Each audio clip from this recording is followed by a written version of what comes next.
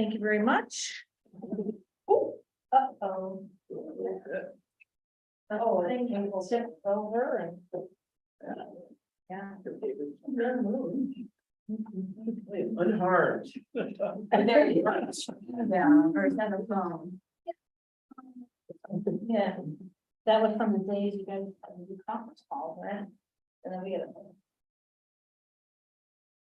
I see, so. We're keeping it in. For the audience at home, we got a little drama here, so. I got everybody's attention. Okay, well, with that, I guess, I can maybe just spend a second, explaining the Gold Star exemption, local option.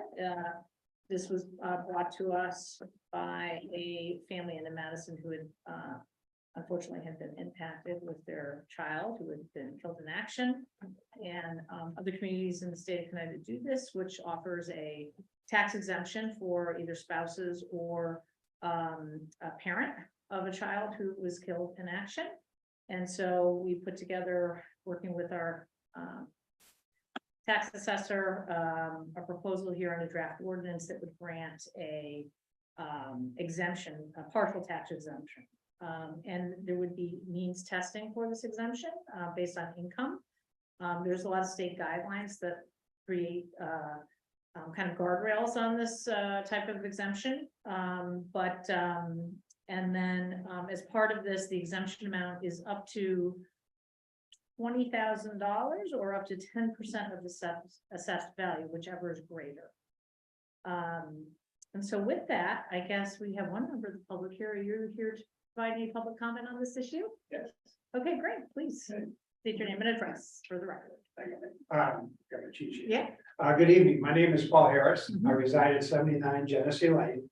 And I've been a resident of Madison for a little over 30 years. Some people know me from the North Madison Volunteer Fire Department. I served as president there. Some people know me as from the Chamber of Commerce and president of that as well. But I speak tonight basically as a Vietnam veteran, infantry, 11 Bravo, 1968 in Vietnam with the Army.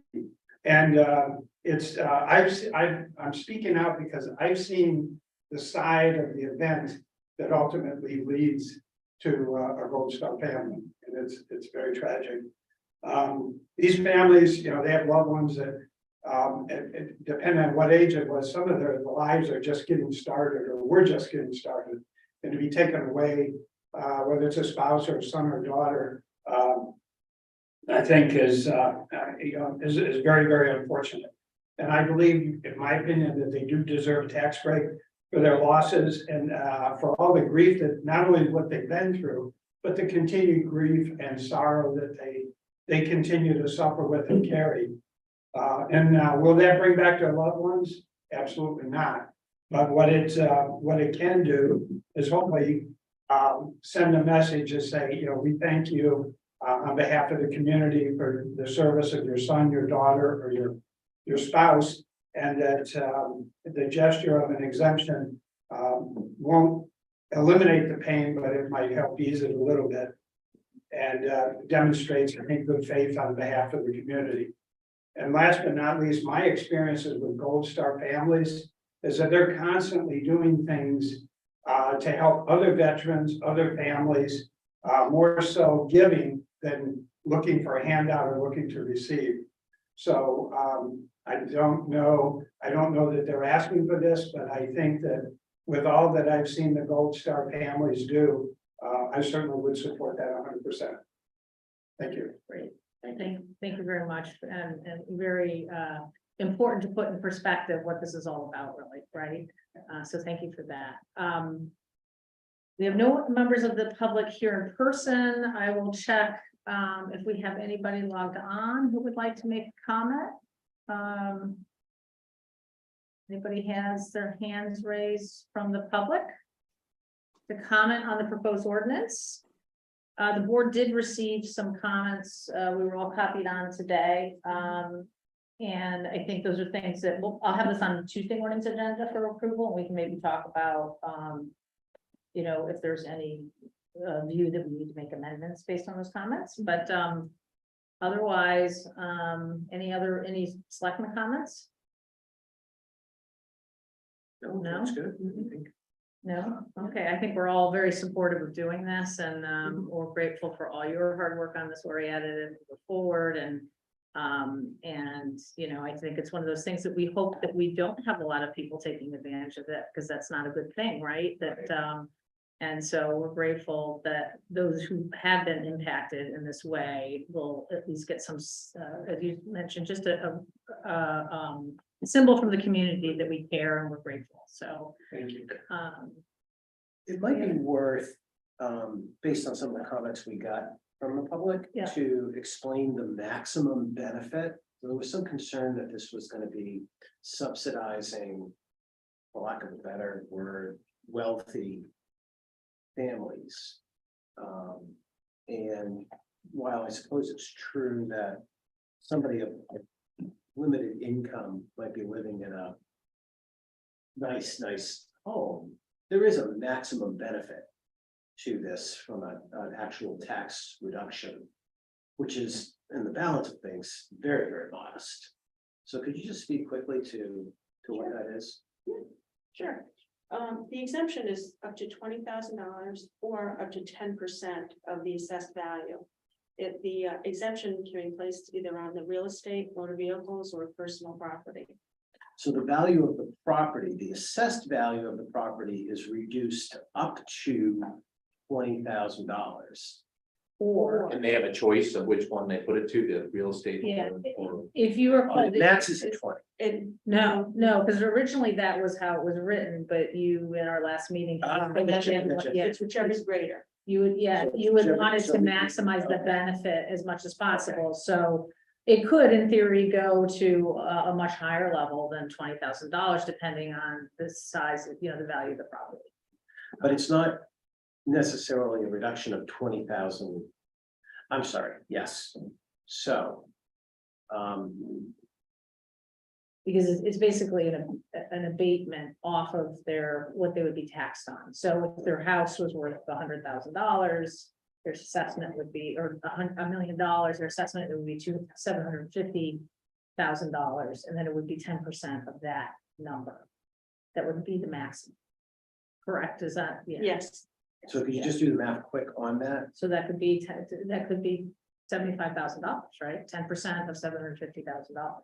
exactly. But that's not the tax liability, that's the amount No. that's reduced from the calculation. Exactly, right. Right. So that's what I'm trying to get at. We're Okay. using really big numbers, but Right. but the actual financial benefit to the Right. family is the mill rate times that reduced amount. Right. Exactly. Right, so that would remove $75,000 off of what they're taxed on, and then they would be taxed on $750,000 minus $75,000. Right. Yes. So, so yes, I mean, that is, so in theory, that the difference between the max of 20,000 versus 75, there would be a greater tax savings for that family, but if you apply the mill rate and stuff, it's still not, Right. But as a practical matter, you still have all the income yes, Yes, qualifications to meet. And then thankfully, the list of people that would qualify for this is very, very small. yes, yeah. Yeah, the income max, the town was allowed to go up to 25,000 over the state tax relief program. So as of right now, it would be for a single person, the maximum would be 65,300. It would have been 40,300. But, the town elected to do, an additional 25,000. And for a married couple, the max would be 74,100. and I think that, when we had discussed this, it wasn't about trying to exclude people, it was trying to include people, because it is such a small population of people that are really eligible for this type of benefit. It's and not to catch you off guard, Orietta, but we received an email this afternoon from a resident, and so if you don't know the answer, that's fine, don't worry about it. There was another question about, because this applies to any property, right? But I think there was something else in here about, the definition of. What was it?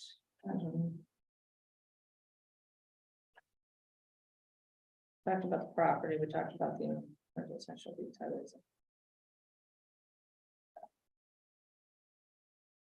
Yeah, this thing about property, so could, in theory, could this include commercial, a commercial, does it have to be their residence?